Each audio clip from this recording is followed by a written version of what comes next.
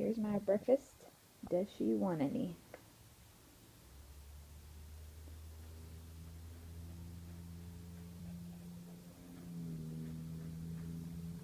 I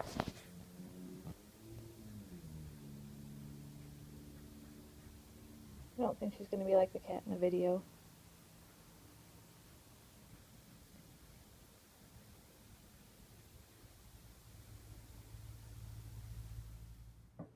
Good morning, guys. I'm in the middle of making some watermelon juice. I had this huge watermelon, so I cut it in half, and I was going to have half of it for breakfast, but it wasn't super sweet, so I had about a quarter maybe of it or so, and I figured I would just blend the rest of it up. So let me show you. Actually, I already started. I just took this tea jug and poured out the rest of the tea that was in it, and I'm going to just put that back in the fridge, and I'm going to use this jug to hold all the watermelon juice that I'm making. You can see that I've started it right there. So I'm just kind of cutting out big chunks, sticking it in the blender and blending it down, and I am having to add a little bit of sugar to it because, like I said, it's not a super sweet melon, unfortunately. It is my first of the season, and I didn't realize it, but it is a seedless, so those usually aren't quite as sweet as well. So I will show you what the finished product looks like and about how much I got. And right here, so you can see my hand. So this is a pretty big, this is just a quarter of that watermelon. So this is going to make quite a bit.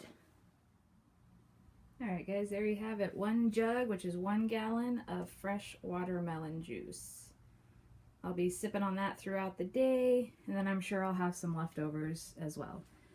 So that's going to be some really good juice. The best way to do this, in my opinion, is if you also have some lemon juice to put in there and make like a watermelon lemon juice. That's my favorite. I just don't have any right now. So that's about it. I will see you guys later. Bye. Hey guys, one last thing is I'm cleaning up, and there was watermelon juice everywhere, and there's still little watermelon juice and leftover bits on my actual Vitamix. And what I usually use is my homemade orange vinegar cleaner. I just take orange peels and soak them in regular white vinegar for like 2 weeks in a jar, and then strain it off, and then, you know, you can dilute the vinegar solution as much as you want. And then I just wanted to show you what sponge I was using. This is a sponge from Misty at Vegan Dog Lady. She did a giveaway a while ago, and Heather had actually won it, but went ahead and donated it over to me, which was super sweet. And I just wanted to let you guys know that I love these things. I mean, she doesn't have like an Etsy shop or anything, but she can kind of tell you how to make them. She actually has like a little video and kind of talks about it a little bit. This is just like a terry cloth like kitchen towel, and then another cute fabric on top, and I think just some batting or something in the middle.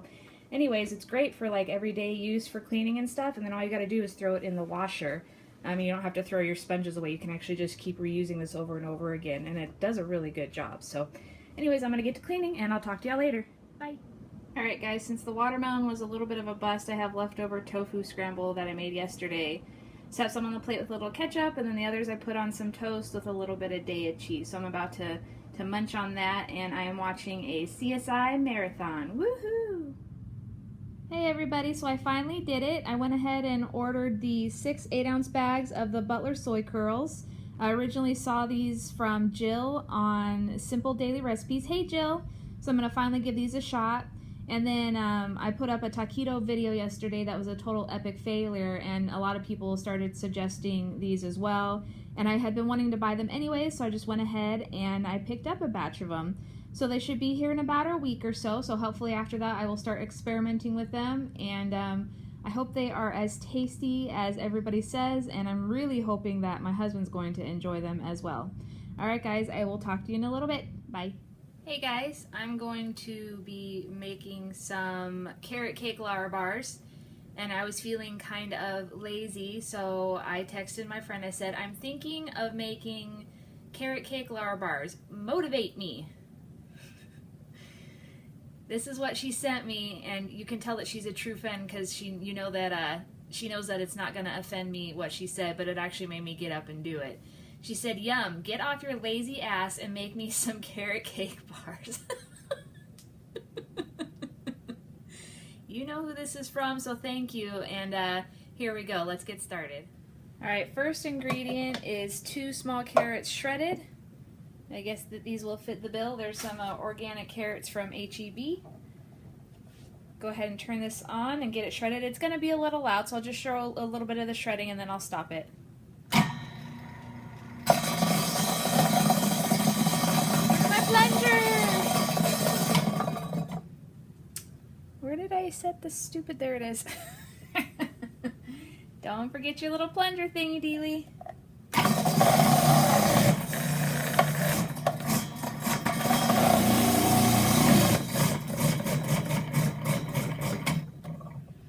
See, I love my Cuisinart food processor because it comes with one of those blades that you can actually shred on, but I hate the fact that it leaves these pieces sometimes, so I might actually go ahead and hand shred that so I'm not missing that much carrot. Either that or I'll just eat it. I might just eat it because that's kind of like the lazy way to do it, right? Right? All right. Let me get the other ingredients. All right, guys, I got the carrots shredded. Put the blade back in the food processor. Now I'm getting some of the other ingredients together.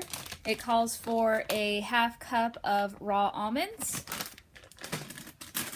1 cup of raw walnut pieces, and a 1/4 cup of unsweetened shredded coconut. And I got it all set up nicely down here to show you, but that means I'd have to move my iPad, and I don't think I want to. So there's everything. I'm in limited space, so you can see coconut, almonds, and walnuts. So I'm going to pour that in there and get that blended up. So I thought I was recording earlier, and it wasn't, so it's all in here. But I'll show you what I did.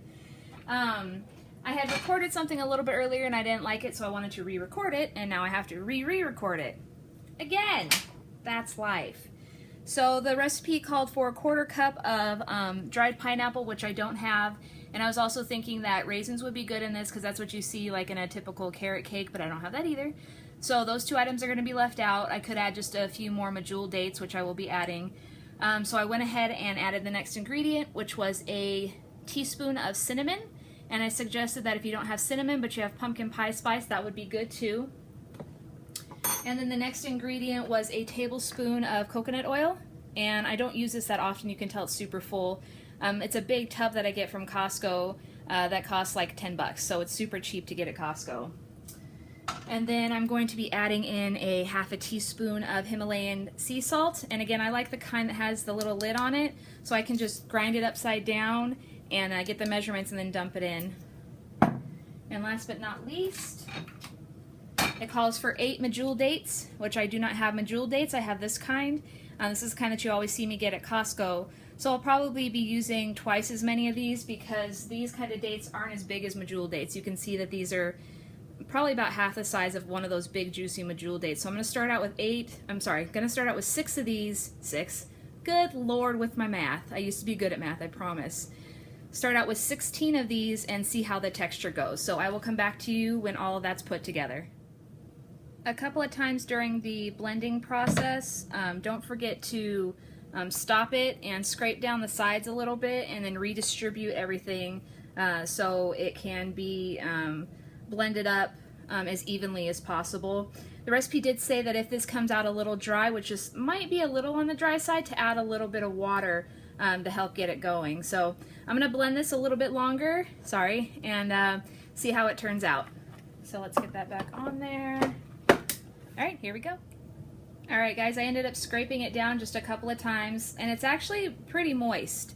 It might actually be a little bit too moist, and part of that might be because I don't have that 1/4 cup of the dried pineapple in here. So let me go ahead and just give it a taste first and see if I really want to like mess with it and add more medjool dates to it.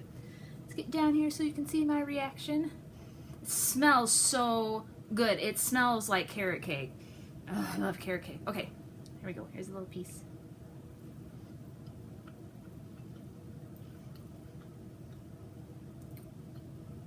There's plenty of salt. I'm going to add